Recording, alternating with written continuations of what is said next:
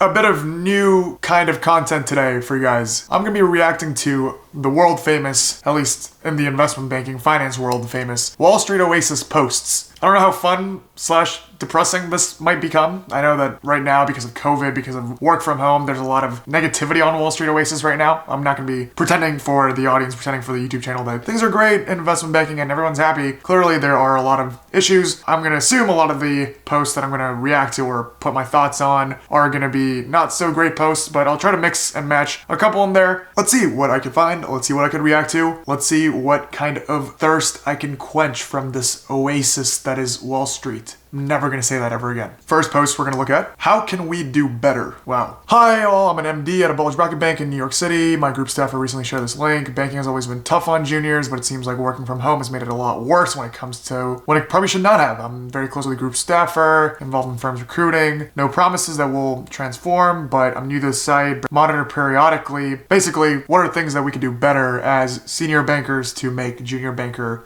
life easier? Wow. I'm going to believe that this person is a real managing director in investment banking. I think people tend to be relatively truthful on Wall Street Oasis, but it is the internet. Based on the current feedback that's already on the comments, just so that I'm not repetitive, it seems like a lot of people are talking about how they feel like they're on call even more now. There's no excuse to be away from the computer. The most helpful comment that's been highlighted is an analyst is saying, juniors in my group feel immense pressure to be online. There should be protected hours on weekdays, so specific hours where you shouldn't be working and you can go feel free to do what you want and not worry about this thing. I don't think I can agree more. I think one of the things that I touch on a lot when I talk about work from home, when I talk about the effects of COVID on this channel on work, and I don't want to say that it's banking alone, and if anything, perhaps bankers feel a bit more situated in the sense that they've always felt like they're on call. This is obviously hyperinflated, that feeling, but I think there's probably other fields that have never felt that way that now feel like they can never be offline. They have no excuse to be offline. I think in a banking sense, and once again, thanks to this managing director for reaching out through this platform to ask what they could do better. I think that hour a day rule is a great idea. Protected weekends,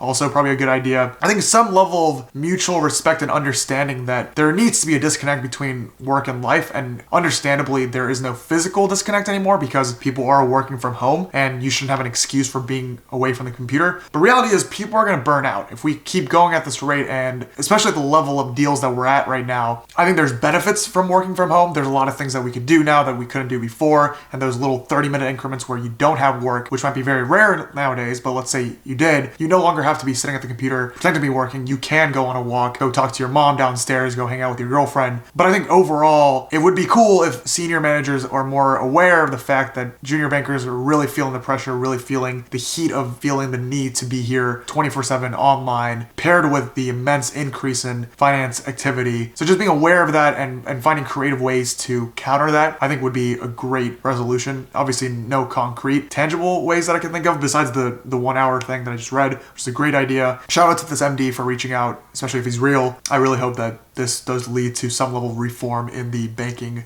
sphere. Second post, I'm just going by the lightning mark mode. I think that's the hot post that's on fire that everyone's commenting on. Dear undergrads and high schoolers. Ooh. The sheer volume of recent threads addressing burnout attrition for analysts associates didn't clue you in. Banking culture is a very tough place right now. I would strongly advise all of you to deeply contemplate why is it that you want to pursue this industry. Typical reasons why kids are drawn to finance include money, prestige, and exit ops. These are all legitimate incentives to pursue a career, in my opinion. But right now, I would argue the costs at which you will achieve those goals have changed. I will bore you guys with the lameness of me reading every single thing on this post, but basically the big idea is you truly can't know what it is like until you actually experience it. Those who stayed in finance and achieved progression, the banking or PE space, still have no free time and are constantly under stress and pressure. Insecure F. There are plenty of ways to make money and become successful. I'm here to tell you that there is a whole other side to it, I being the person that wrote this post. And a lot of comments are saying they agree. There's obviously maybe light at the end of the tunnel. There's security in this job, but at the same time, it's been only worsened by work from home. There's plenty of other ways to succeed. I don't think I can echo this more. I still firmly stand by the idea that banking is a strong start to any career. And I really think there's a lot to be gained. Money is no joke. I think that's something that people throw around. Money's just money. Realistically, most people do and stay in banking for the money, and there's a reason for that. Money is valuable, money is necessary, and banking by far I think is the most risk-averse way of making a lot of money. That aside, I think the topic of this post specifically is for high schoolers and undergrads, and that's something that I highlight again and again on this channel, especially when people comment, I'm a high schooler, Brian, what should I do to position myself into banking? Or even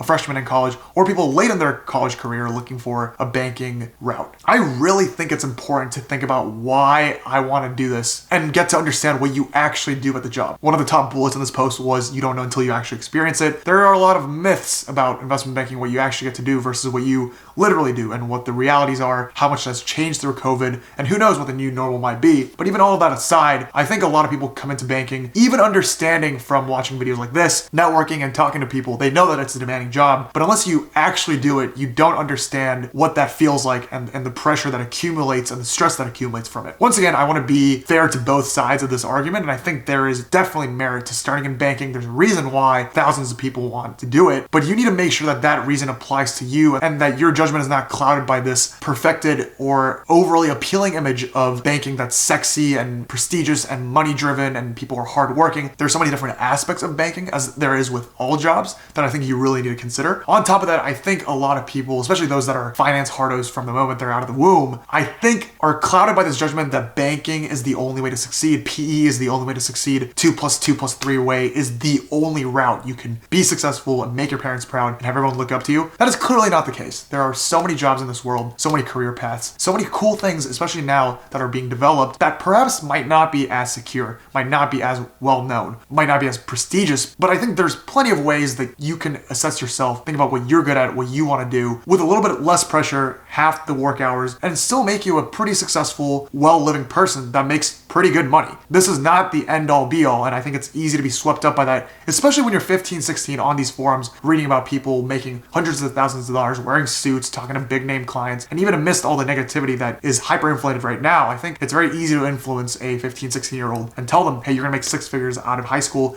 and this is the best thing ever, and this is the only way of success. That's a very dark path that I really don't recommend, and I think it's important for 15, 16-year-olds. And obviously, I say this with a grain of salt as a 23-year-old that still isn't entirely sure what I want to do with my life. It's hard to know what you think is right for you, but I think it's important to take a step back and reflect on it and shy away from this is the best thing ever, therefore I have to do it. There are many ways of success, and as corny as it sounds, if you're a high schooler, if you're a college student, the world is your oyster, and whatever you put time into, you'll have the opportunity to do it. Third post, hopefully this is a slightly lighter note. The title is Owning a Dog in IB, Incoming Associate. I'll be starting full-time as an associate, planning on reaching out to the juniors in my group to get their thoughts, but wanted to hear what the internet thinks as well. I own a 7-month-old pup. I'm single, live alone in my studio, interested in hearing what people similar profiles myself. Is it crazy to think that maybe I'll be able to work from home like I did in the internship and after a certain hour so I can walk my dog at night? Any helpful tips and services for getting through IB with a pet as a single person? Do people hire doggy daycare? I'm not going to read the most helpful comment because it's very provocative to not read the provocative part. In all seriousness, please consider giving your dog away. Raising a dog is a lot of commitment unless you're going to be working from home for the next 10 years. I don't care what anyone says, you're selfish for getting a dog that you won't be able to care for and give the time and attention it needs. Sheesh. This is something that I don't have experience with, and I guess this is actually a real reaction. I don't have a dog, and I hope this doesn't scare away the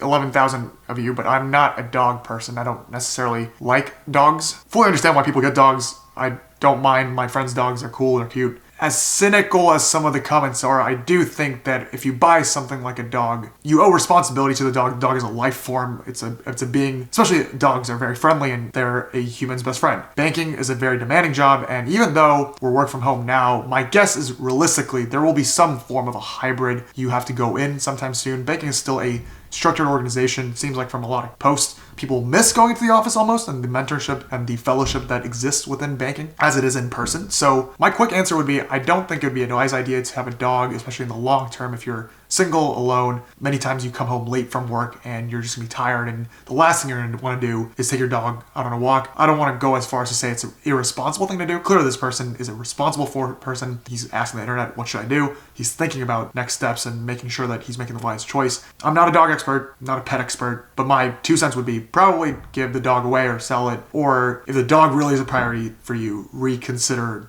banking as a job.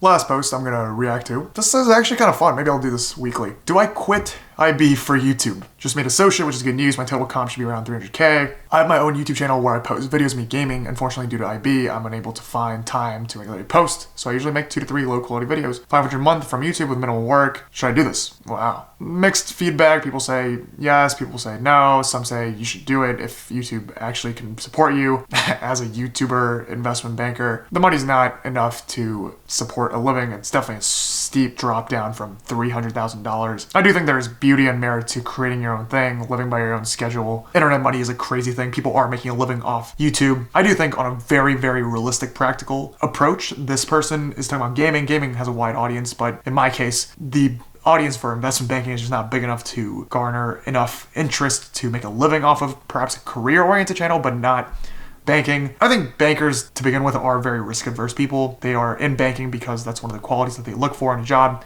I'd be very surprised if there's a banker turned YouTuber in the near future. It'd be cool. Probably unlikely. Props to this individual for posting on here with this interesting idea. Seems like the comments are more supportive than I thought it would be, but they're all also very risk-averse and saying don't do it until you're sure of it. Thanks everyone for watching. I know that was new, fresh, kind of different from what I usually do. Thought it'd be fun to react. Shout out to Wall Street Oasis. They're not sponsoring me or anything, but a great forum for people to talk about finance, banking. Some people say it's toxic, but I think having an outlet for like-minded people, as long as it doesn't become a circle jerk, is a good thing. As always, thanks again, and see you guys next week.